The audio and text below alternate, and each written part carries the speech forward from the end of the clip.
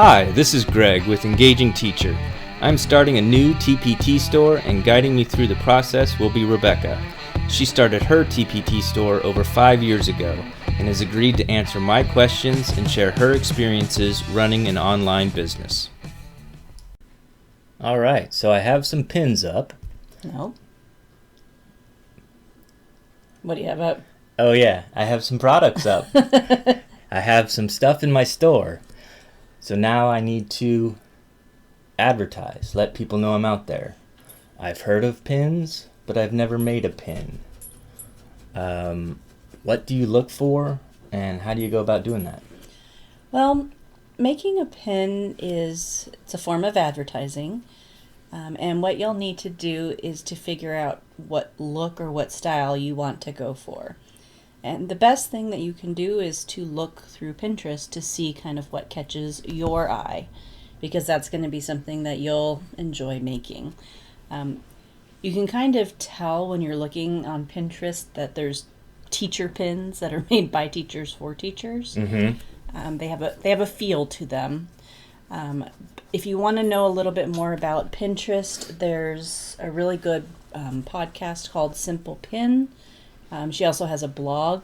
You can check that out as well. There's a lot of good stuff out there online. But the best thing you can do is to figure out what you like.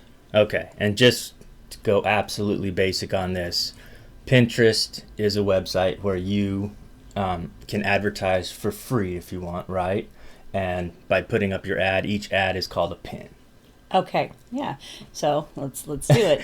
So Pinterest is essentially, it's a visual search engine. So in Google, you would type in classroom decor, and you would get a bunch of articles. Mm-hmm. And in those articles, some might be blog posts, some might be papers, some might be advertisements.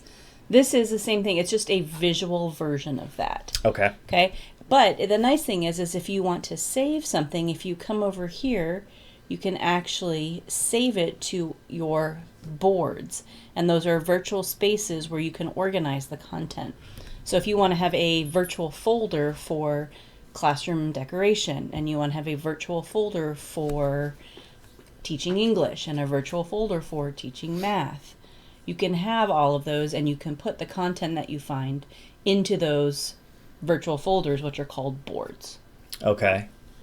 And then when you're making pins, I can make a pin for every single product, or for my whole store, or for a bundle.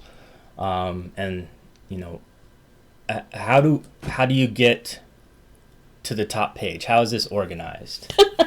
I don't know. If I knew that, I'd be a millionaire. All right. But the goal is to get yours to the top, right? Mm-hmm. Ideally, but I mean, this is going to take some time. Slow your roll. I want to be number one. Why don't we actually make a pin first? Okay. All right. So, what should I think about when I'm making a pin? Well, looking at these, let's see what you notice, what you like, what catches your eye, and maybe it'll give you some ideas for how you want to create your own. Okay. Okay, so just looking across here, what do you see? What first catches your eye? What do you notice? All right. So we have a bunch of, I call them photos, inside the pins. Office products, different things. A lot of different colors. Okay. I notice colors. I notice photos at this point. Colors and photos. Okay. So now we have some videos. Okay. So videos is not new. It's probably a couple of years old now, but from when I started, it is new. And this is something that a lot of people are recommending that you consider making. Okay. Because obviously it does catch your eye, right? Yeah. Have you tried videos? Mm-hmm. Have you noticed a difference? Yeah, I mean, they work for me, but my other ones work fine too, so. Okay, so you don't need to go straight to videos or anything like that. Nope. All right, so now we have some animation. What else do you notice? Is there anyone that catches your eye just as we're scrolling through? Because here's the deal. We're taking a lot of time right now to look at this. Mm-hmm. Your average person on Pinterest, they're not on this big, huge screen. They're probably going to be on their phone. Okay. So the view for that looks a lot different. And they're not going this slow. They're scrolling through. So if I'm scrolling through, like, how are you going to catch somebody's attention? It's essentially the internet billboard. You know, when you drive on a highway and you see a billboard, how are you going to catch their attention to make them go, whoa, what's that? Okay. Okay. So I noticed how to make digital worksheets for Google Drive, mainly because my store, I'm making a lot of Google Slides. Okay. So to me, that's, I wouldn't say competition, but somebody that's doing something along the lines I am. I'm also noticing they seem to be some that are different sizes. There are a few that are different sizes. Okay. Mostly what you'll find, though, is a 2-to-3 ratio. So whatever the width is, the height is, it's 2-to-3. Okay? So if you make it 10 inches, then this would be 15 inches or, you know. Okay. Okay. And then I'm seeing promoted by, and I see that's Kohl's. Okay, so you can see you've got big players in here versus, you know, regular people. So promoted by means that is something that they have paid for. And when you pay for it, it will get put closer to the top. Now you can see this is not all the way at the very top, right? And here a person can be promoted by. So your pins will get, because you want to rule the world, right. Your pins will get up here to the top the more often they are pinned or if you pay. Okay. Okay? So, and there's nothing wrong with paying. It's advertising and it helps people find your product. Right. Okay? All right, so we're going to scroll back down. I don't want to go too fast here.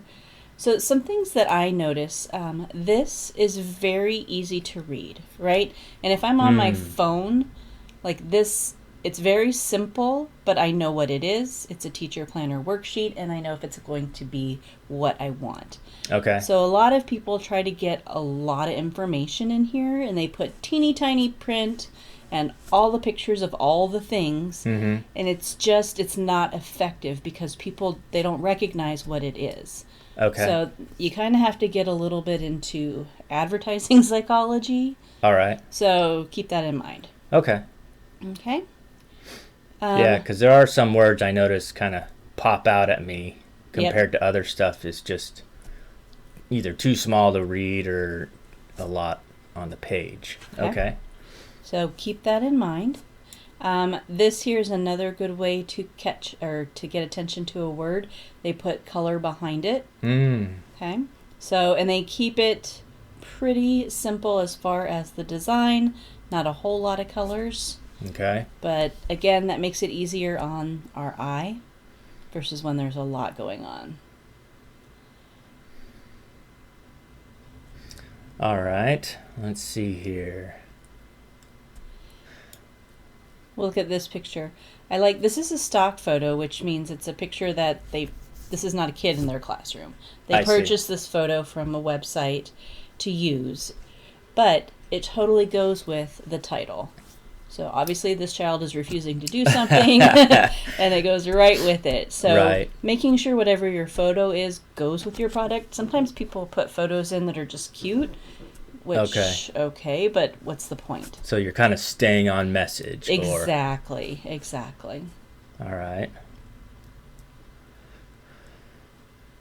There's a lot. And we haven't even gotten, oh dear. So, there's a lot. Okay. So I would definitely recommend that you just take some time, look through. When you have an idea of what it is that catches your eye, we can go ahead and start thinking about what your pins are going to look like. So I like the Amazon must-haves for middle and high school. I think it's because it's the black background. It kind of, with the color on top of it, it kind of popped out to my eye. Okay. All right. So that is your homework assignment now. I want you to go ahead and come up with some ideas, show me some things that catch your eye, and then we will make your pin in the next one. All right, great.